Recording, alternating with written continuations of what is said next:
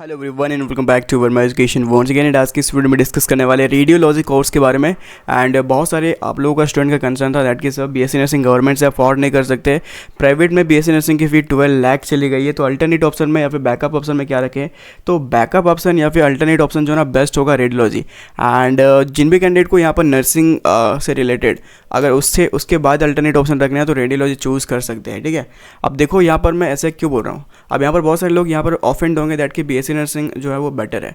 तो यहाँ पर वो सारी चीज़ें हम लोग यहाँ पर देखते हैं, सारी रेशियो में देखते हैं एंड यस सारी चीज़ देखते हैं। ठीक है, लुक एट दैट। सबसे पहले कोर्स जो है ना रेडियोलॉजी कोर्स का नेम क्या होता है, that is diploma in radiology imaging technology, या फिर इसको कह सकते हैं DRIT DMRT। ये रिम्स रांची के बात हो रहा है। ठीक है, रिम्स रांची का बात हो रहा है। अगर आप वही एम्स पैरामेडिकल दोगे तो वहाँ पर आपको BMRIT बोलते हैं। ठीक है, तो ये रिम्स रांची में डिप्लोमा होता है। ठीक है, इन कोर्स का ड्यूरेशन क्या होता है, 2 साल का ड्यूरेशन होता है और रिम्स रांची में आपको 1 ईयर का इंटर्नशिप करना होता है। कंपलसरी इंटर्नशिप है एंड कंपलसरी इंटर्नशिप है। ठीक है, मतलब 2 + 1 ईयर, मतलब कि टोटल जो ना 3 ईयर का एक तरीके से आपका जो एकेडमिक ईयर रहेगा ना वो रहने वाला है। ठीक है, 2 ईयर का एकेडमिक ईयर, 1 ईयर का इंटर्नशिप। और फ़ी कितनी होती है रिम्स रांची में, तो 8,000 से 9,000 में आपका जो ना कंप्लीट कोर्स हो जाएगा। And at the time of internship आपको 12,000 मंथली मिलेगा।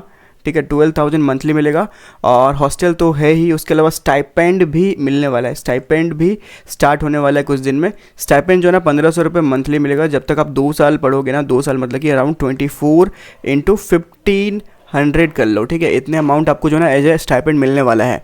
एंड ये कब से अप्लाई होने वाला है, स्टाइपेंड का नोटिफिकेशन आ जाएगा तो I will let you know.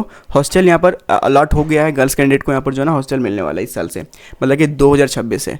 तो यहाँ पर देखो, यहाँ पर सबसे पहले देखो मिनिमम क्वालिफिकेशन देख लो। यहाँ पर फिजिक्स केमिस्ट्री बायोलॉजी वाले भी कर सकते हैं और मैथ वाले भी कर सकते हैं रेडियोलॉजी। ठीक है, और क्लास 12 में आपको 45 से 50% अगर आपका है तो आप जो है ना यहाँ पर एलिजिबल रहोगे। अब देखो यहाँ पर मेन हम लोग देखते हैं बीएससी नर्सिंग का। ठीक है, तो बीएससी नर्सिंग भी यहाँ पर कंपैरिजन करते हैं एंड डिप्लोमा इन रेडियोलॉजी करते हैं। ठीक है, तो देखो यहाँ पर डिप्लोमा इन रेडियोलॉजी के बाद गवर्नमेंट जॉब करने के बाद सैलरी जो है ना आपका 75,000 से स्टार्ट होता है एंड बीएससी नर्सिंग में 75,000 से स्टार्ट होता है। अगर आप एक तरीके से बोल सकते हैं स्टेट गवर्नमेंट के अंदर वर्क करते हैं तो स्टेट गवर्नमेंट के अंदर वर्क करते हैं, मतलब कि सैलरी में कोई डिफरेंस नहीं होता है। ठीक है, दोनों में सैलरी सिमिलर रहता है। बट यहाँ पर जो है ना वैकेंसी की बात आएगी। ठीक है, तो गवर्नमेंट में यहाँ पर ज़्यादा वैकेंसी आता है।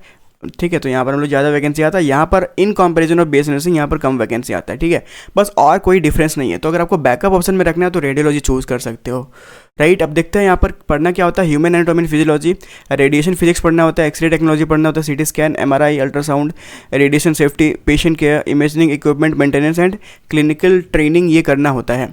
ठीक है, जो जैसे आपका कोर्स कंप्लीट होता है, इंटर्नशिप कंप्लीट होता है, तो आपको क्या क्या काम मिलेगा। एक तो रेडियोलॉजी टेक्नीशियन का काम मिलेगा, एक्सरे टेक्नीशियन का काम मिलेगा, CT स्कैन टेक्नीशियन का काम मिलेगा, MRI टेक्नीशियन का जो वर्क एक तरीके से मिलेगा, इमेजिंग टेक्नोलॉजी का वर्क मिलेगा। ये सब जो है ना पोस्ट होते हैं। ठीक है, दीज आर द पोस्ट जिस पे आप काम कर सकते हो। देखो यहाँ पर सैलरी डिफरेंट होती है।